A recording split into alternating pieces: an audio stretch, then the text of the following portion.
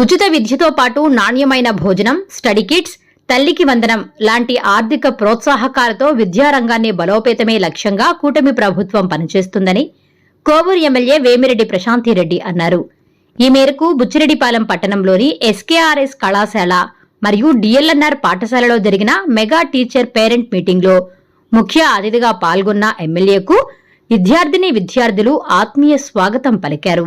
తొలుత సరస్వతీదేవి విగ్రహానికి పూలమాల వేసి జ్యోతి ప్రజ్వలన చేశారు.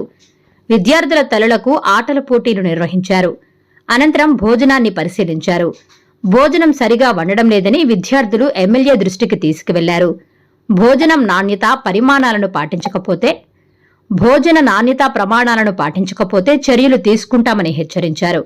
ఈ సందర్భంగా ప్రశాంతిరెడ్డి మాట్లాడుతూ, గతంలో 4-5 తరగతులకు ఒకే ఉపాధ్యాయుడుంటే నారా లోకేష్ విద్యాశాఖ బాధ్యతలు చేపట్టాక ఒక తరగతికి ఒక టీచర్ విధానం ప్రవేశపెట్టారన్నారు.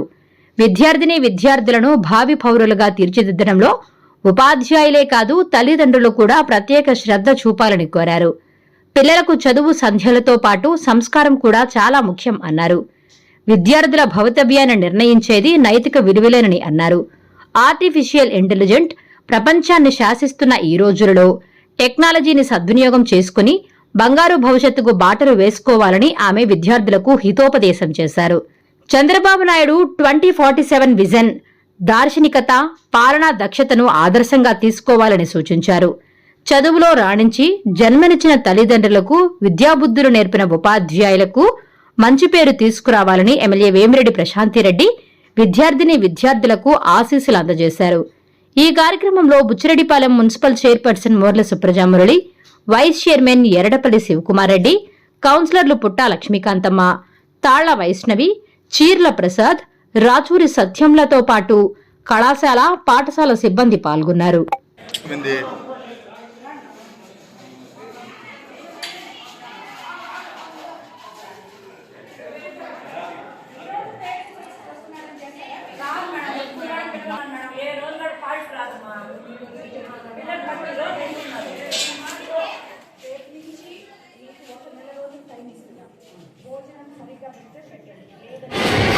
ఈ కార్యక్రమం యొక్క ముఖ్య ఉద్దేశం, మన ప్రభుత్వం అధికారంలోకి వచ్చిన తర్వాత మనము మొట్టమొదటగా మొన్న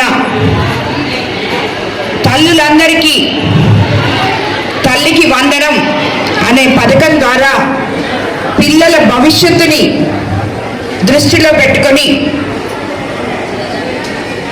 ఏ రకంగా అయితే మనం ఆల్రెడీ సర్వేపల్లి రాధాకృష్ణ కిట్స్ ఇస్తూ, ఫ్రీ ఎడ్యుకేషన్ ఇస్తూ, అదేవిధంగా డొక్కా సీతమ్మ భోజన పథకాన్ని ఇంప్లిమెంట్ చేస్తూ మరీ తల్లికి వందనం అనే దీన్ని మీకు అందరికీ అందించడం నిజంగా మనమున్న పరిస్థితిలో, మన ప్రభుత్వం ఉన్న గత ప్రభుత్వం చేసిన అస్తవ్యస్తంగా ఉన్న మన ప్రభుత్వ ఆర్థిక పరిస్థితిని పక్కన పెట్టి తల్లిదండ్రులు, పిల్లలు ఎంతో సంతోషంగా ఉండాలని, రాబోయే రోజుల్లో ఈ పిల్లలే మన భవిష్యత్తుని నిర్ణయించి మొట్టమొదటిగా స్కూల్స్కి పిల్లల్ని సంస్కరణలోకి తీసుకొచ్చిన ప్రభుత్వం మన ప్రభుత్వం.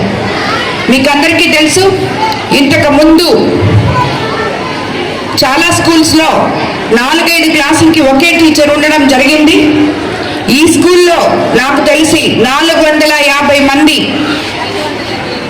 500 అంటే మగపిల్లలు, 450 మంది మగపిల్లలు, మిగతా ఒక ఇంచుమించు 110 మంది దాకా ఆడపిల్లలు ఉన్నట్టున్నారు. మొత్తం 560 మంది దాకా ఉన్నారు. ఈరోజు ఈ పిల్లలందరికీ కూడా నేను ఒకటే చెప్పదలుచుకున్నాను, ప్రతి ఒక్కరు కూడా బాగా చదువుకోవాలి. ప్రభుత్వం మనకి అన్నీ అందిస్తుంది.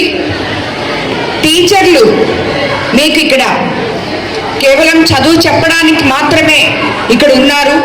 మీరు ఏమడిగినా వాళ్ళు మీకు చెప్పే రీతిలో వాళ్ళు స్పందిస్తారు. అదేవిధంగా టీచర్స్ కూడా నేను ఒకటే చెప్పదలుచుకుంటున్నాను, మారల్ వాల్యూస్తో కలిగిన విద్య పిల్లలకి అందియాలని ఫస్ట్ క్లాస్ నుంచే ఆ బిడ్డని మారల్ వాల్యూస్తో పెంచగలిగితే దానికి తల్లిదండ్రులు తోడ్పాటునిచ్చి ఇంట్లో వాళ్ళతో ఒక గంట టైము మీరు స్కూల్లో ఏం చేశారు, మీ టీచర్స్ మీకు ఏం చెప్పారు, మీరు ఏం చదువుకుంటున్నారు అని చెప్పి వాళ్ళతో మీరు గడపగలిగితే ఇక్కడ ఏం జరుగుతుందో మీరు తెలుసుకుంటే, మీ బిడ్డ ఏ దారిలో నడుస్తున్నాడో మీరు తెలుసుకుంటే, మీ బిడ్డలకు బంగారు భవిష్యత్తు ఇచ్చి రాబోయే రోజుల్లో దేశానికే ఉత్తమ పౌరులుగా తీర్చిదిద్దగలరని నేను మిమ్మల్ని అందరినీ కోరుకుంటున్నాను. ఎందుకంటే ఈరోజు మనం 2025లో ఉన్నాం. రాబోయే రోజుల్లో ఇప్పటికే ఏఐలో ఉన్నాం. మనం రాబోయే రోజుల్లో విజన్ 2047కి బాటలు వేస్తున్న మన ముఖ్యమంత్రి గారి అండదండల్లో ఉన్నాం.